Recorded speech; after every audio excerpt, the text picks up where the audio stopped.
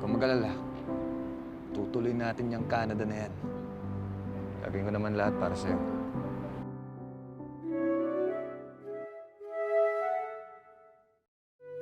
Ako po si Eli Santos and I'll be playing Maki po sa pelikulang ito po. Dito sa Pilipinas, isa akong manager po na nagtatrabaho sa restaurant.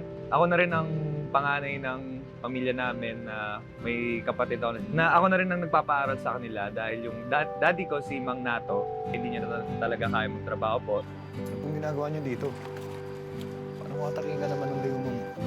Ayos na ako, anak.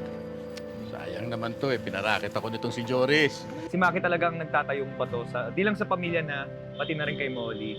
Kung mag-alala, mga day off ko, mag-extra akong driver. Tapos lahat ng racket na pwede ko kunin, gagawin ko yan. Para mabilis tayong makaipon, ha? Dito ko na sinugal yung ilang taon na paghihirap ko, ilang taon na paghihirap ng pamilya ko. Itong movie na to, binuhos namin lahat para dito. Ang pinaka-look forward ng mga viewers ay ang totoong kwento ng OFW. Papakita po namin sa pelikulang ito kung ano yung talagang pinagdadaanan nila, tsaka kung gaano kahirap talaga na mapunta sa isang lugar na hindi ka pamilyar. Sabi nila simula doon ng pagmamahal. Ng lakas, bibig ng loob, parang tayo sa isa't isa. Kasama tayo.